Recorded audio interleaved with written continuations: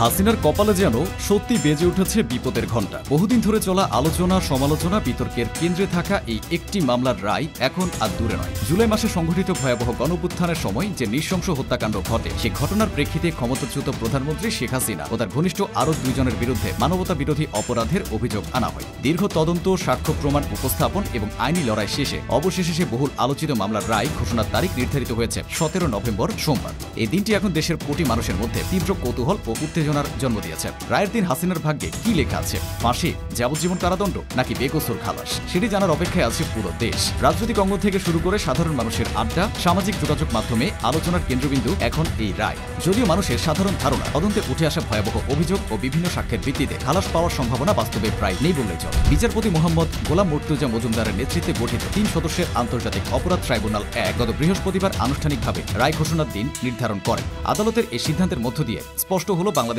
ইতিহাসে আরেকটি গুরুত্বপূর্ণ অধ্যায় রচিত হতে চলেছে। কারণ বৈষম্য বিরোধী ছাত্র আন্দোলনের সময় সংগঠিত মানবতা বিরোধী অপরাধের অভিযোগে দায়ের হওয়া মামলাগুলোর মধ্যে এটাই প্রথম রায়, এবং এর রায় প্রভাব পড়বে পরবর্তী সব বিচার প্রক্রিয়া, রাজনীতির ভবিষ্যৎ, গতিপথ এবং জাতির মানসিক পরিমণ্ডলীয়। শেখ হাসিনার পাশাপাশি এই মামলার অপর 2 গুরুত্বপূর্ণ আসামি হলেন সাবেক স্বরাষ্ট্রমন্ত্রী আসাদুজ্জামান খান কামাল এবং পুলিশের সাবেক মহাপরিদর্শক চৌধুরী আব্দুল্লাহ আল মামুন। দীর্ঘদিন রাষ্ট্রের ক্ষমতা ও প্রশাসনের কেন্দ্রবিন্দুতে থাকা এই ব্যক্তিরাই এখন মানবতা বিরোধী অপরাধের মামলায় বিচারের কাঠগড়ায়। তবে মামলার অগ্রগতিতে একটি বড় মোড় আসে যখন চৌধুরী আব্দুল্লাহ আল মামুন নিজে আদালতে রাজসাক্ষী হিসেবে জবানবন্দি দেন। তার এই স্বীকারোক্তিমূলক বিবৃতি মামলার গতিপথকে আরও শক্তিশালী করে তুলেছে, সেই সাথে অভিযোগের গঠন ও দায় নির্ধারণে ট্রাইব্যুনালের জন্য একটি গুরুত্বপূর্ণ ভিত্তি সৃষ্টি করেছে। অন্যদিকে মামলার মূল 2 আসামি শেখ হাসিনা ও আসাদুজ্জামান খান কামাল রায় ঘোষণার আগেই পলাতক হয়ে যান। আইনশৃঙ্খলা বাহিনী ও আদালতের বারবার সমন, গ্রেফতারি পরোয়ানা ও প্রচেষ্টার পরও তারা আদালতে হাজির হননি। দেশ ছাড়ার পর তাদের অবস্থান নিয়েও বিভিন্ন ধরনের গুঞ্জন চলছে, যা জনমনে আরও প্রশ্নের জন্ম দিচ্ছে। সাবেক স্বরাষ্ট্রমন্ত্রী আসাদুজ্জামান খান কামালকে ঘিরে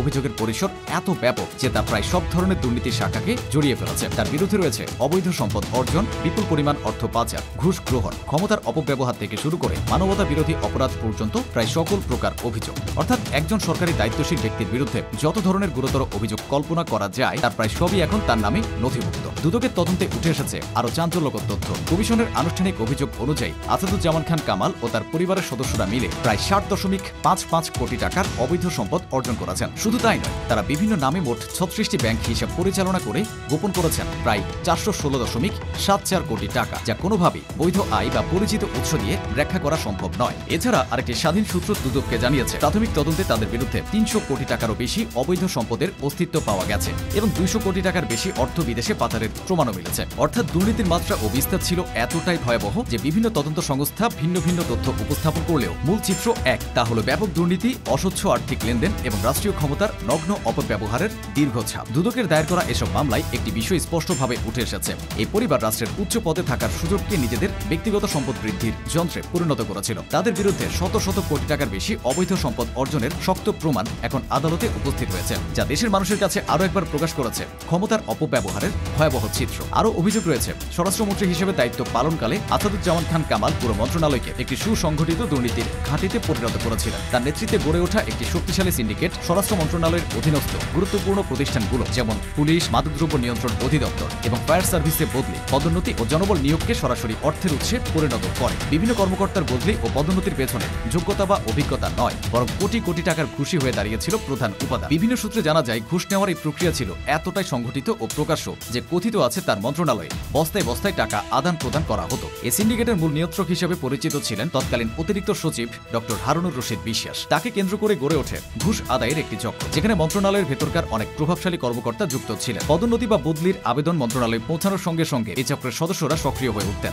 কে কোন পদে যাবে, কত টাকা দিতে হবে এবং কার মাধ্যমে লেনদেন সম্পন্ন হবে, সব কিছুর একটা নির্দিষ্ট কাঠামো ছিল। ফলে প্রশাসনের ভেতরে দক্ষ ও যোগ্য কর্মকর্তারা পেছনে পড়ে থাকতেন, আর ক্ষমতাসীন গোষ্ঠীর ঘনিষ্ঠরা অর্থের বিনিময়ে দ্রুত উন্নীত হতেন। পুলিশ বিভাগে ঘুষ নেওয়ার মাত্রা ছিল আরও ভয়াবহ। অভিযোগ রয়েছে যে পুলিশ সুপার নিয়োগে সর্বনিম্ন 80 লাখ থেকে শুরু করে 2 কোটি টাকা পর্যন্ত ঘুষ নেওয়া হতো। আবার জেলা এসপি পদে পদায়নের ক্ষেত্রে এই পরিমাণ বেড়ে দাঁড়াতো 1 কোটি থেকে 3 কোটি টাকায়। এত বিপুল অঙ্কের অর্থের লেনদেন প্রমাণ করে যে রাষ্ট্রের সবচেয়ে গুরুত্বপূর্ণ আইন শৃঙ্খলা রক্ষাকারী বাহিনীও এ সময় সম্পূর্ণভাবে বাণিজ্যিকীকরণের শিকার হয়েছিল। অর্থ না হলে কোনো বদলি, কোনো পদোন্নতি বা কোনো গুরুত্বপূর্ণ দায়িত্ব পাওয়া ছিল প্রায় অসম্ভব। এই দুর্নীতির মাত্রা বোঝাতে একটি উদাহরণই যথেষ্ট। একজন ডিআইজিকে গাজীপুর মেট্রোপলিটন পুলিশের কমিশনার হিসেবে পদায়ন করতে 5 কোটি টাকা লেনদেনের অভিযোগ উঠেছিল। এই ঘটনাটি কেবল একটি বিচ্ছিন্ন উদাহরণ নয়, বরং পুরো ব্যবস্থার গভীরে যে দুর্নীতি প্রথিত ছিল সেটাই এর প্রতিফলন। প্রশাসনিক কাঠামোর সর্বোচ্চ পর্যায় থেকে শুরু করে নিচের স্তর পর্যন্ত যে কিভাবে ঘুষ সংস্কৃতি বিস্তার লাভ করেছিল তা চোখে আঙুল দিয়ে দেখিয়ে দেয় এ ধরনের তথ্য।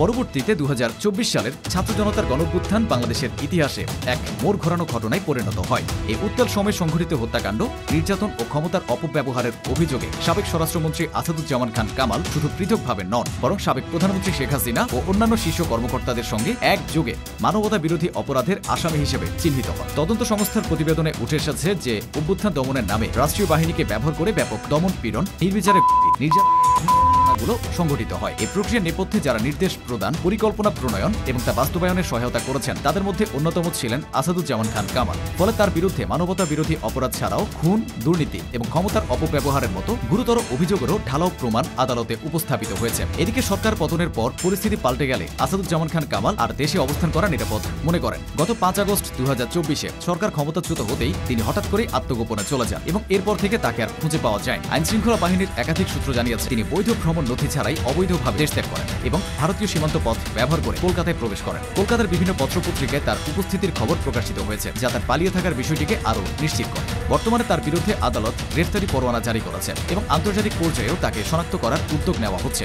দেশ থেকে পালিয়ে গেলেও তার বিরুদ্ধে আনা অভিযোগের বিচার থেকে রেহাই পাওয়া কতটা সম্ভব তা নিয়েই এখন জনমনে নানা প্রশ্ন ঘুরপাক খাচ্ছে। অন্যদিকে সাবেক পুলিশ মহাপরিদর্শক চৌধুরী আব্দুল্লাহ আল মামুন মানবতা বিরোধী অপরাধের মামলায় রাজসাক্ষী হওয়ায় পুরো বিচার প্রক্রিয়ার গতিপথ নাটকীয়ভাবে বদলে গেছে। দীর্ঘদিন তিনি রাষ্ট্রীয় ক্ষমতা ও প্রশাসনের গুরুত্বপূর্ণ স্তরে দায়িত্ব পালন করেছেন, ফলে পুরো ঘটনার নেপথ্যের কার্যক্রম সম্পর্কে তার প্রত্যক্ষ জ্ঞান ছিল। সেই অবস্থান থেকে তার স্বীকারোক্তিমূলক জবানবন্দি মামলাটিকে নতুন উচ্চতায় নিয়ে গেছে এবং তদন্তকে আরো নির্ভুল ও শক্তিশালী করেছে। নিজের জবানবন্দিতে তিনি স্পষ্টভাবে উল্লেখ করেছেন যে জুলাই গণঅভ্যুত্থান চলাকালে যে হয় সেটি ছিল কোনো নিম্ন স্তরের কর্মকর্তার তাৎক্ষণিক সিদ্ধান্ত নয়, বরং সাবেক প্রধানমন্ত্রী শেখ হাসিনা এবং সাবেক স্বরাষ্ট্রমন্ত্রী আসাদুজ্জামান খান কামালের প্রত্যক্ষ নির্দেশে পরিচালিত হয়েছে। তার এই বক্তব্য পুরো তদন্তকে নতুন দৃষ্টিভঙ্গি দিয়েছে, কারণ এতদিন যেসব অভিযোগ রাজনৈতিক বক্তব্য বা জনমতের উপর ভিত্তি করে বলা হচ্ছিল, এবার তা একজন উচ্চপদস্থ কর্মকর্তা দ্বারা আদালতে শপথ নিয়ে নিশ্চিত হল। সব মিলিয়ে একজন সাবেক আইজিপির রাজসাক্ষী হয়ে সত্য উন্মোচনের পদক্ষেপ শুধু মামলার মোড় ঘুরিয়ে দেয়, বরং এটি প্রমাণ করেছে যে জুলাই মাসের ভয়াবহ ছিল রাষ্ট্রীয় মদতে পরিচালিত পরিকল্পিত অপরাধ, যার দায় এড়ানো এখন আর কারো পক্ষে সহজ নয়।